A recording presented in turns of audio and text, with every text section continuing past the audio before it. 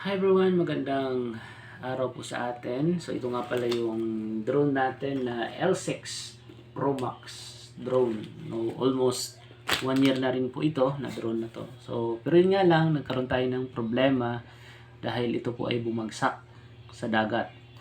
At dahil sa pangyayaring iyon ay makita natin, ni-revive ko, nilinisan, nilagay sa bigasan at hinugasan ng yun. Kung mayroon kayong mineral, hugasan nyo ng mineral yung ano niya para matanggal yung moist at linisan yung sa loob, no. At ginawitan ko siya ng V-Power para matanggal yung mga kalawang niya sa loob, no. So yun po yung nangyari at nakakalungkot po, hindi na po nakakalipad itong si L6 Pro Max drone ko dahil sa bumabagsak na siya, no, kapag pinapalipad. Siguro napiktuhan yung kanyang mga piyesa, no, sa loob. At ang dahilan pala, no, sa may mga drone, palagi po natin i-check yung bolts, kung okay ba yung mga bolts. Kasi naging dahilan po bumagsak ito sa dagat dahil natanggal yung bolts. Itong sa arm sa uli, yung right arm at saka yung yun sa left arm dito naman sa taas. So yung dalawa yung natanggal yung isa diyan. So ibali itong is tatanggal na tong motor na to, no. Kaya hindi na siya balance makalipad, bumagsak ito sa dagat. Kaya yung mga nagre-request na kung paano ko ginawa yung follow me ay siguro hindi na sa pagpapalipad kundi sa apps na lang. At isa pa sa nangyari dahil sa pagkabagsak noon is nasira yung gimbal niya. Itong gimbal, no. So yun, nasira yung gimbal na to. At yun, daming memories ng drone na to. So napalipad na to sa Bulacan at saka sa Cavite, no. So yung L6 Pro Max natin. So dito lang tayo sa budget drone dahil hindi pa kaya ng ating bulsa, no, na bumili ng anong drone. So ngayon, taste na muna, hindi makapagpalipad. This is one of my stress reliever, yung drone na L6 Pro Max na to.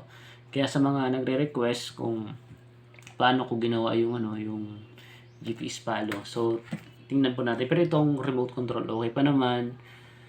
Yung niya okay pa naman. So yun lang, sir, bumabagsak lang. Hindi ko alam kung ano yung problema. So wala naman dito nag-aayos ng mga drone. So pinag-aaralan pa rin. Pero para sa akin, much better pa naman. So gumagana pa naman siya. Yun.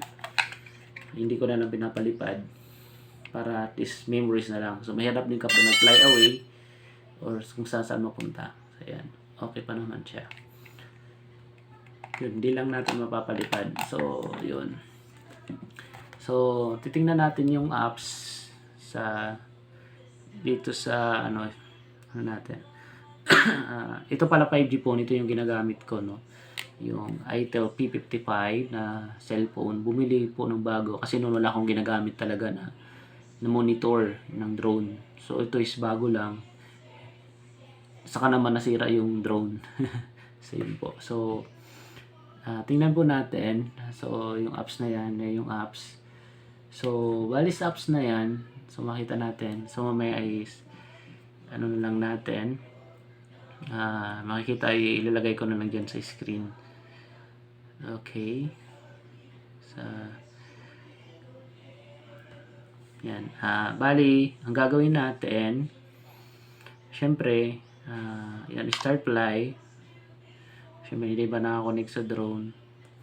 So, yung gagawin dyan, kung gusto mo is, i-click mo tong part na to, itong parang may drawing sa may gilid, na yung drawing na sa may gilid, itong part yan. So, may nakalagay dyan na GPS follow. So, yung part na yan. Kapag i-click yan, meron dyan, dalawa yan, itong part na to. So, may button dyan, yung part na yan, sa drone na to, makikita mo yan. So, lagyan ko yun ng guhit. Itong part na to, ito yung GPS follow. So, yun. Hindi ko kasi ma-open na ako. Pag-click yan, so dapat mataas. Kasi yung drone na to, nagto-toilet bowling to na drone na to, yung L6 Pro Max. Ito yung hindi maganda sa kanya. Kaya mas maganda na mataas or hindi sasabit sa puno or sa ano pa man. At saka pag click mo yun, papalo na yun, susunod na yun sa'yo. I-adjust mo na lang yung camera tilt. I-adjust mo na lang yung sa camera para makita yung view habang naglalakad ka, pinukunan or nasa something ganun. So yun lang po mga loads. No? Sana po nakatulong yung drone na to, and then pasensya na hindi ko po nagawan. So yung part na yan. So, yun makikita niyo na. Ilagay ko na lang yung part na yan. So, bali itong parang bilog na yan, ay yung parang remote control. Ay yung GPS palo. So, yun po. God bless po sa ating lahat.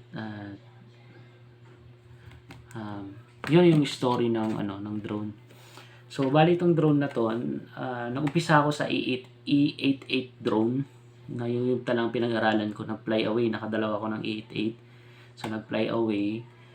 So, bumili ako ng Z908 na drone. So, yung maganda sa hangin, pero hindi bumabalik kasi walang GPS. So, bali, pang-apat ko yata ito na drone. Ito na yung drone na to na kumita ako sa drone na to dahil may nag-request sa akin magpakuha ng video. So, yung binayaran po tayo. Kumita, no? Actually, bawi na tong drone na to sa itong drone na to, no? So, ito yung una kong drone.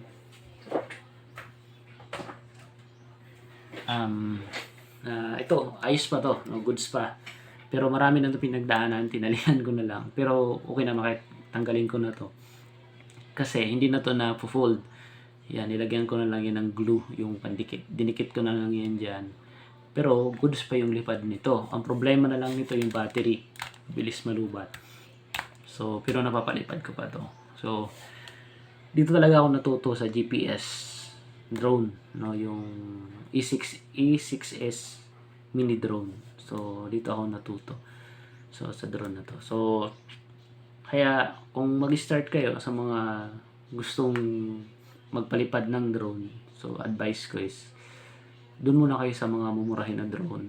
Kung gusto niyo matuto yung mga E88, praktisan lang kahit bumagsak, lagyan nyo lang ng protection yung blade niya, mayroon naman tong protection kung gusto nyo mag-aral. So yun, syempre sa mga rin na hindi maraming tao para iwas disgrasya. So yun, so ang dami kong experience sa drone, masaya, may malungkot minsan kapag syempre nakakalungkot pag nasisira yun. So lalo na ito yung drone na to, no. So kaya yun, mas gusto kong mag-upgrade, no? Mas gusto kong mag-upgrade ng drone. Pero yun nga lang, syempre, hindi madali yun, di ba? Kailangan pag-ipunan, pinag-ipunan talaga. So, kaya yun, ngayon, papahingahin ko na si L6 Pro Max. Display na lang siya. At saka ito, kung gusto kong magpalipad, palipad-lipad lang, pwede ko itong gamitin. Pero yun lang, wala na tayo for aerial, videography, and photography. So, kaya, yun, salamat mga loads. And yun, yun lang. Improve mo yung skills sa pag-drone. Enjoy lang. And then, syempre, enjoy to. And then, mas nakatanggal siya ng stress, no, kapag medyo stress ako. So, yun, nagpapalipad lang akong drone, nakikita ko yung mga magandang view.